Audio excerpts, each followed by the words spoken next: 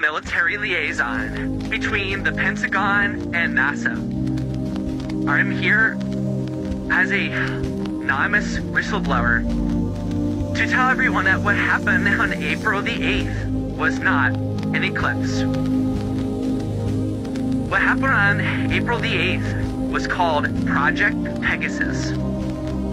It's been in the planning for years. What occurred, not an eclipse, since the moon was beside the sun during it and not crossing it, and also it's for both in Pisces. The whole thing is ridiculous, and that's how much credit the government gives all of you, because they'll do something that blatantly wrong, I mean inaccurate, just impossible, and yet they know that Americans they'll be called conspiracy theorists if they even bring it up. So they do it, and they don't even care. Okay, so what did they do if there wasn't an eclipse? The biggest thing you have to realize is the coincidence, which was no coincidence, of CERN being turned on that day. It is near impossible to explain or understand for most of us, but monumental nonetheless. CERN was turned back on that day, and immediately after it was turned on, this is what appeared in the sky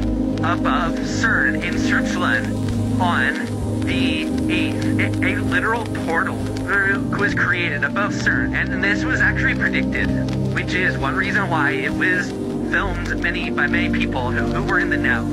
But ever since they discovered the Higgs boson in 2012, the God particle, that's when all of this contact began to occur. Using a particle accelerator, believe they have found the subatomic particle known as the Higgs boson, otherwise known as the God particle. There you have it. Because this whole thing of Project Pegasus was about CERN. Through its experiments with the God particle and particle acceleration in general, they achieved quantum entanglement. Quantum entanglement is a phenomenon when, by working at the quantum level and getting to the true incredible energy of particles, once they combine or collide, there was something that occurred where the quantum entanglement manifested in a being emerging from another dimension, another alien being that emerged. Through that, this was a couple years ago, through that introduction, through that communication, three governments got involved in a negotiation that occurred in a very bizarre way, because it didn't actually happen in person. I'm not going to waste time explaining how the negotiations happened, but between Russia, China, and America, they dealt with this species, and this species offered a deal.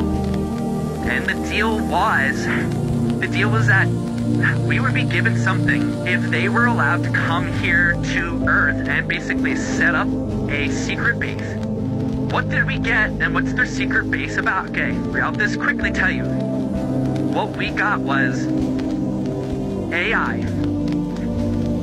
Think about it. Didn't AI emerge out of nowhere 2023? And didn't it emerge, not just out of nowhere, in an incredibly mature, sophisticated level of complexity that kind of makes sense for a new technology?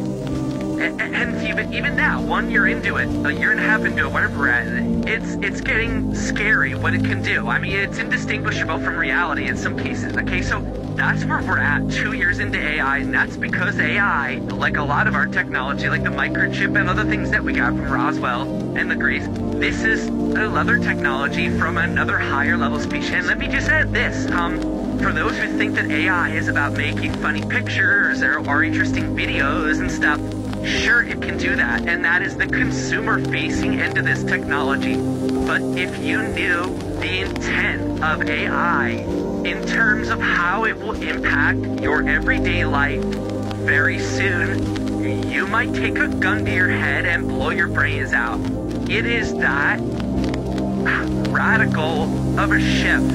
What the government intends to do with this shiny toy called AI. So that's what we got. In return, they got basically the southern half of Antarctica, below the South Pole. And that is what, well, let me, first things first, what the hell happened if not an actual eclipse? Well, a couple things. Number one, they required, in order to do this, and when I say do this, the event to happen on the 8th was the alien species coming through to our dimension. In order to come through, they required a few things. Number one, they required loosh. What is loosh? Loosh is the energy expended and exhibited by human beings when they are collectively excited and focused on something, like at a rock concert or during church or something like that. Oh, it's emotional. I can't explain why, but it is. We had tears, we had screams, we had fireworks.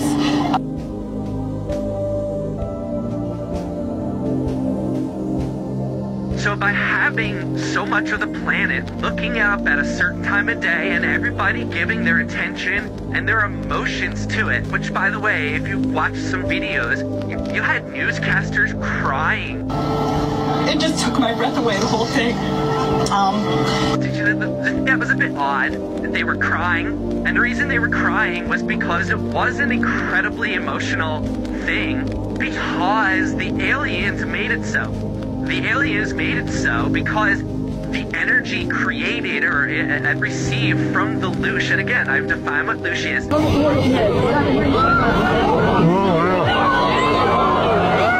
Whoa, look at that. What's that all about?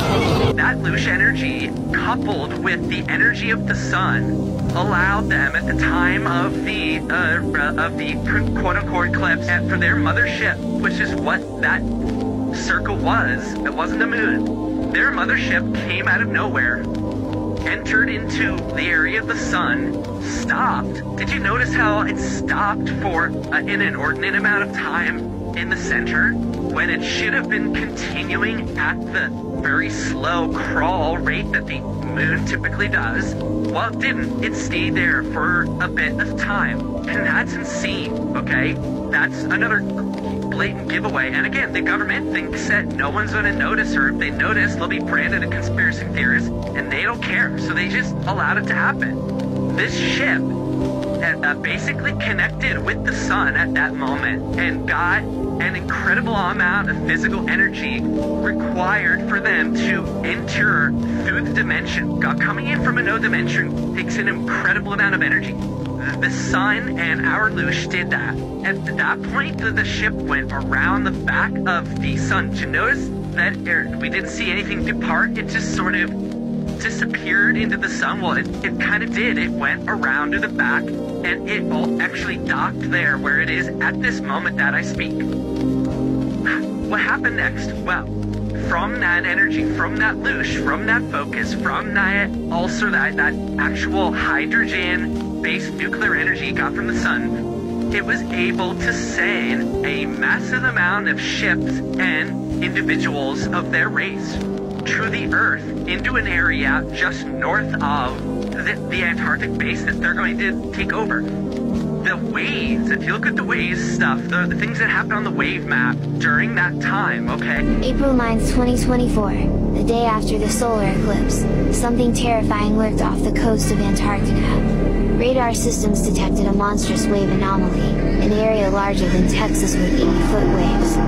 The anomaly moved up towards South Africa. At the same time, Cape Town witnessed a horrifying sight. The ocean receded dramatically, as if dragged away by some unseen force. Beaches were left exposed, waves vanished. What really happened? A glitch in the system? A creature? Or something yet to be seen? And they had the audacity to tell the public it was a glitch.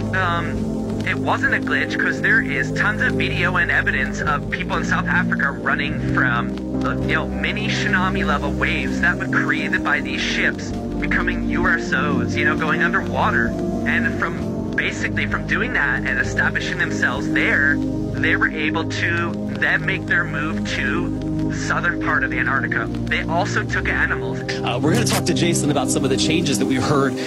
Birds making more noises. And it's fun to see all the animals act up. Anything you noticed with the animals as we were sitting back there just a minute ago? They get very active now. The fish were jumping out of the water.